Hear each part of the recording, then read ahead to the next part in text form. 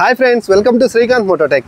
Friends, ఈరోజు మనం ఈ వీడియోలో రాయల్ ఎన్ఫీల్డ్ గోయన్ క్లాసిక్ 350కి సంబంధించిన complete ride review, specifications and features, on road price గురించి నేను మీకు క్లియర్గా చెప్తాను. వీడియో ఎక్కడ స్కిప్ చేయొద్దు, లాస్ట్ వరకు చూడటానికి ట్రై చేయండి. ఈ వండర్ఫుల్ మిషన్ని మనకి రివ్యూ కోసం స్పాన్సర్ చేసింది రాయల్ ఎన్ఫీల్డ్ లేఖన ఆటోమేటివ్ షోరూమ్ అన్నమాట. మంగమూరు సిగ్నల్స్ దగ్గర నుంచి ఓల్డ్ బైపాస్ మీదుగా మనం నెల్లూరు వెళ్తుంటే రైట్ సైడ్ కనిపిస్తుంది ఒంగోలులో. సో మీరు కనుక దగ్గరలో ఉంటే విజిట్ చేయండి.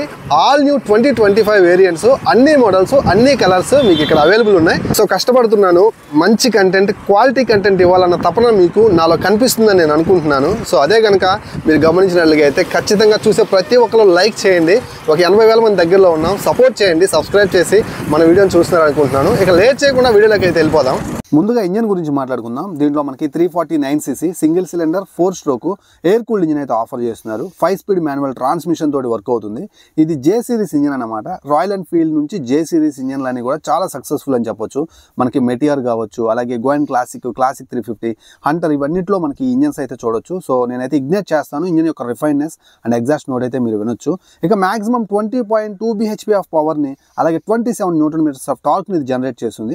Huge ground clearance, 170 mm ground clearance అయితే మీకు కనిపిస్తుంది. సో సరిపోతుంది, స్టాండర్డ్ గ్రౌండ్ క్లియరెన్స్ అని చెప్పొచ్చు. అలాగే ఎగ్జాస్ట్ చూడొచ్చు, చాలా లాంగ్గా ప్రొవైడ్ చేశారు ఈసారి కొత్త ఎగ్జాస్ట్. సో మనకు సౌండ్ కూడా డిఫరెంట్ ఉంటుంది.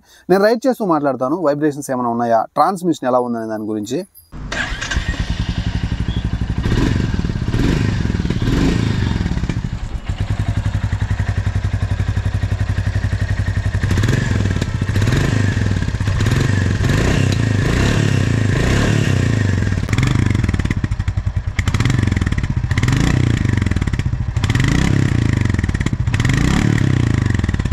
ఎగ్జాస్ట్ అండ్ ఇంజన్ నోట్ మీతో పాటు నేను కూడా విన్నాను. ఇంప్రెసివ్, చాలా అంటే చాలా రిఫైన్డ్ అనిపిస్తుంది. ఎగ్జాస్ట్ కూడా కొత్తగా ఉంది. రైడ్ చేస్తూ మిగిలిన విషయాలు మాట్లాడుకుందాం. సో ముందుగా ప్రైస్ గురించి మాట్లాడుకుందాం. గోల్డ్లో టాప్ ఎండ్ వేరియంట్ ఇప్పుడు మీరు చూస్తున్నారు, డ్యూయల్ టోన్ కలర్స్తో వస్తుంది. ఇదొకటి అంటే రెవ్ రెడ్ కలర్ మనం చూస్తున్నాం. దీంతోపాటు టీల్ గ్రీన్ ఒకటి ఉంటుంది, రెండు కూడా డ్యూయల్ టోన్ కలర్స్. ఇవి వచ్చేసరికి మీకు 2,38,000 రూపాయల ఎక్స్షోరూమ్ ప్రైస్ అయితే పడతాయి. సో మనకి 28,500 రూపాయల దాకా రోడ్ ట్యాక్స్ పడుతుంది, 12%. అలాగే 15,000 మనకు వచ్చేసరికి ఇన్సూరెన్స్, 1,000 రూపాయలు వచ్చేసరికి మనకి రిజిస్ట్రేషన్ అవుతుంది.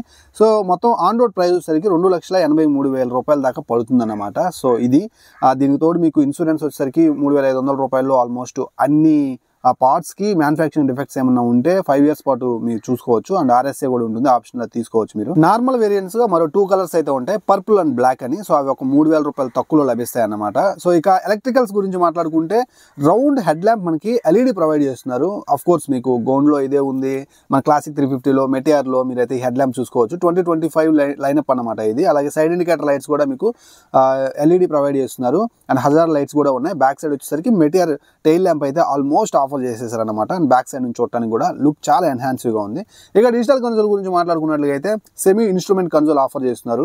కొంత భాగం ఎనలాగ్లో, మరి కొంత భాగం డిజిటల్లో ప్రొవైడ్ చేస్తున్నారు. సో మనకి రైట్ సైడ్ ఒక చిన్న రౌండ్ డైల్ కనిపిస్తుంది కదా, దాంట్లో మీకు నావిగేషన్ చూసుకోవచ్చు. బ్లూటూత్ ద్వారా కనెక్ట్ అయిన తర్వాత phone call alerts, message alerts అన్ని కూడా మీరు చూసుకోవచ్చు. టైం కనిపిస్తూ ఉంటుంది.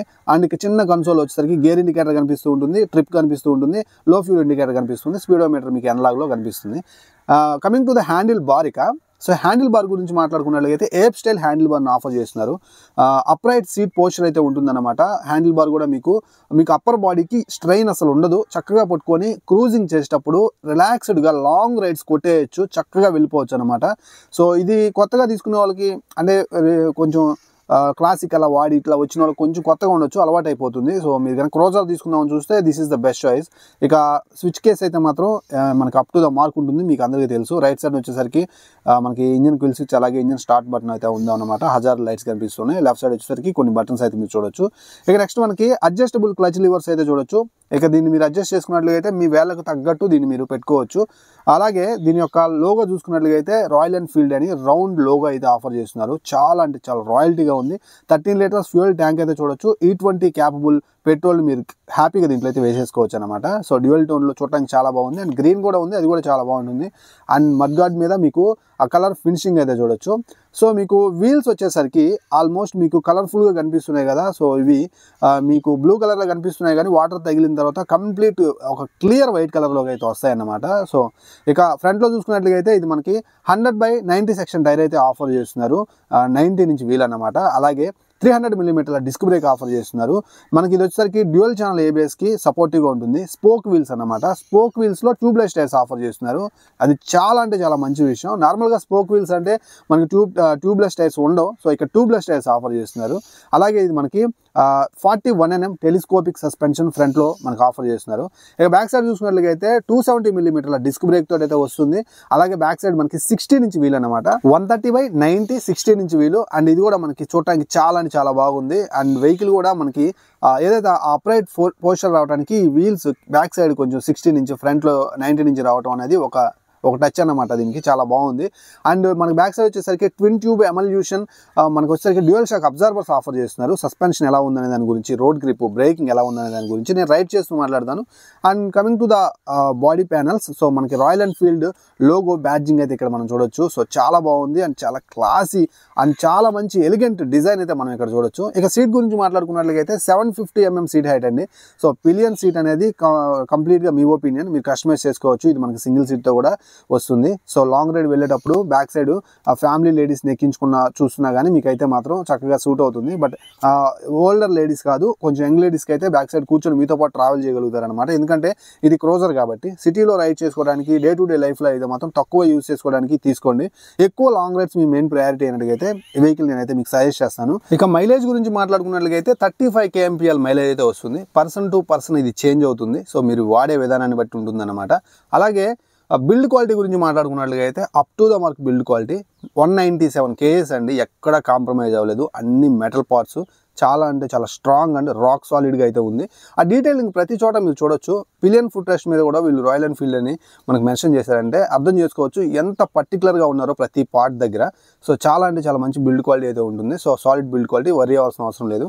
అండ్ ఈ వెహికల్ని నేను మీకోసం అందిస్తుంది లేఖన ఆటోమేటివ్స్ రాయల్ ఎన్ఫీల్డ్ షోరూమ్ నుంచి, ఒంగోలులో ఉంటుంది ఇది. సో నేను ఆల్రెడీ మీకు చెప్పాను, నెంబర్స్ అయితే స్క్రీన్ మీద ప్రొవైడ్ చేస్తాను. సో ఒకసారి అయితే విజిట్ చేయండి. ఆల్మోస్ట్ అన్ని కలర్స్, అన్ని మోడల్స్ అవైలబుల్ ఉన్నాయన్నమాట.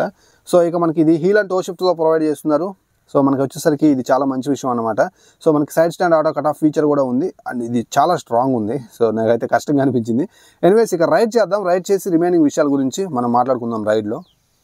ఫ్రెండ్స్ ఇప్పుడు నేను పవర్ అండ్ టార్క్ని ఫుల్ ఫ్లెడ్జ్డ్గా ఎక్స్పీరియన్స్ చేస్తాను. సో మీరు కూడా చూడండి.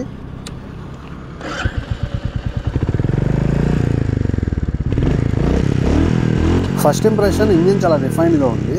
అండ్ గేర్ వేసాను, కొంచెం సౌండ్ అయితే చేసింది.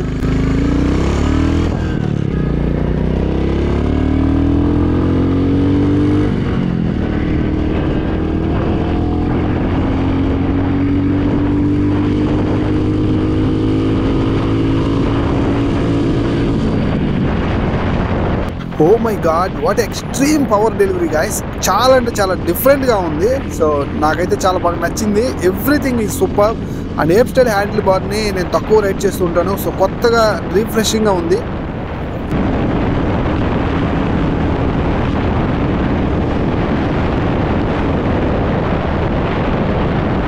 ఫ్రెండ్స్ ఆల్మోస్ట్ 100కి రీచ్ అయ్యాను. సో ఎక్కడ కూడా నాకు వైబ్రేషన్స్ అన్న ఫీల్ లేదు. ఫుట్ పెగ్స్ దగ్గర, హ్యాండిల్ బార్స్ దగ్గర నాకు ఎక్కడ అనిపించలేదు. That's very cool. And engine చాలా రిఫైన్డ్ ఉంది ఫస్ట్ ఆఫ్ ఆల్. ఫ్రెండ్స్ ఇప్పుడు కొంచెం రిలాక్స్డ్గా రైడింగ్ ఎక్స్పీరియన్స్ గురించి మాట్లాడతాను. ఇప్పుడు మీ ముందు రైడ్ చేయడానికంటే నేను ఆల్రెడీ చాలాసేపు దీన్ని సిటీలో అలా నడిపించాను. చాలాసేపు నడిపించుకున్నప్పుడు నాకేమనిపించిందంటే, సో ఏప్ స్టైల్ హ్యాండిల్ బారు అప్పర్ బాడీకి చాలా తక్కువ స్ట్రెయిన్ ఆఫర్ చేస్తుంది. అలాగే ఈ వెహికల్ మీద ఫస్ట్కి కూర్చొని హ్యాండిల్ బార్ పడుకున్నప్పుడు చాలా కొత్తగా ఉంది. అండ్ రైడింగ్ ఎండ్ అయ్యడానికి చాలా బాగా అనిపించింది. అండ్ ఈ వెహికల్లో నాకు బాగా నచ్చిన విషయం, ఆఫ్కోర్స్ జే సిరీస్ ఇంజన్లో అన్నింటిలో ఈ టెక్నాలజీ అయితే ఉంది. సో ఇప్పుడు నేను థర్డ్ గేర్లో ఉన్నాను, మీరు చూసే ఉంటారు. సో ఇప్పుడు ఆల్మోస్ట్ నేను ఎక్సిలేటర్ ఏమి ఇవ్వట్లేదు, బట్ అయినా కానీ ఒక సర్టెన్ స్పీడ్లో వెళ్తుందన్నమాట. అండ్ ఆ సెటిల్డ్ ఆర్పిఎం చాలా బాగుంది. సో చూడండి, నేను హ్యాండిల్ బార్ వదిలేసాను. థర్డ్ గేర్లో ఆల్మోస్ట్ 10-12 ఆ స్పీడ్లో ఉంటుందన్నమాట. సో థర్డ్ గేర్లో ఉన్నాను. సో టక్ టక్ టక్ అని సౌండ్ కూడా చాలా తక్కువ వస్తుంది. నేను ఇప్పుడు అసలు క్లచ్చే పట్టుకోకుండా నేను ఎక్సిలేటర్ ఉన్న పలంగా ఇచ్చేస్తున్నాను. అండ్ వెహికల్ అయితే మాత్రం స్పీడ్ అందుకుంది. That is very cool. ఇది మనకి ట్రాఫిక్ కండిషన్లో ఎంతో బాగా ఉపయోగపడుతుంది అనమాట. అండ్ ఈ టెక్నాలజీ నాకు బాగా నచ్చింది దీంట్లో.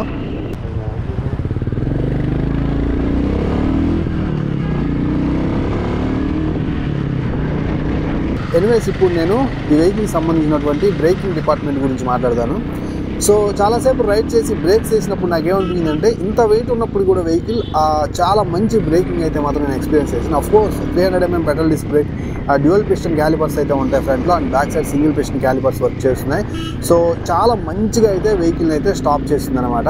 అండ్ దానికి 130 mm మనకి 130 సెక్షన్ రోడ్ గ్రిప్ జరిగినట్టు బ్యాక్ సైడ్ టైర్ కూడా ప్రాపర్గా సపోర్టివ్గా ఉంది. అండ్ చాలా మంచి రెస్పాన్స్ అయితే ఉంది బ్రేకింగ్ వైజ్. మీరైతే ఇబ్బంది పడాల్సిన అవసరం లేదు. అండ్ వెయిట్గా అనిపిస్తుంది ఫస్ట్ ఇంప్రెషన్.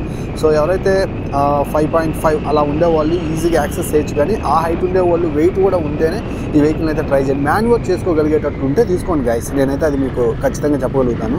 ఎందుకంటే ఎండ్ ఆఫ్ ది డే మీరు సిటీలో పేరెంట్స్ని ఎక్కించుకొని వెళ్ళేటప్పుడు కూడా అండ్ మీ రిలేటివ్స్ని ఎక్కించుకొని వెళ్ళేటప్పుడు కూడా మీరు డిసప్పాయింట్ అయితే అవ్వకూడదు. అందుకే ఖచ్చితంగా టెస్ట్ రైడ్ చేసి వెహికల్ అయితే తీసుకోండి.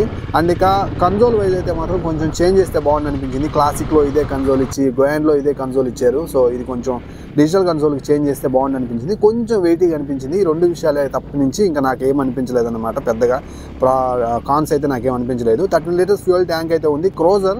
సో లాంగ్ రైడ్కి వెళ్ళే వాళ్ళకి అయితే మాత్రం గట్టిగా సజెస్ట్ చేస్తాను. హ్యాపీగా తీసుకొని ఒక 400-500 కిలోమీటర్స్ చక్కగా ఆరామ్సే వెళ్ళిపోవచ్చు అనమాట. ఎవ్రీ 100 కిలోమీటర్స్కి వచ్చి ఒకసారి మీరు జస్ట్ ఒక రిలాక్స్ అయితే అవ్వచ్చు. సో సస్పెన్షన్ అయితే very cool. Front and back questioning and comfort అయితే ఫీల్ అవుతారు. అండ్ లోడ్ ఎక్కువ పడ్డప్పుడు ఇంకా మంచి పర్ఫార్మ్ అయితే చేస్తున్నాయి. సో ఇది రోజు వీడియో నచ్చిందని అనుకుంటున్నాను. సో వెళ్ళబోయే ముందు ప్లీజ్ గైస్ మన ఛానల్ని సబ్స్క్రైబ్ చేయండి. ఇలాంటి మంచి కంటెంట్ కోసం సపోర్ట్ చేస్తారని ఆశిస్తూ నేను మీ Srikanth signing off. Bye bye now.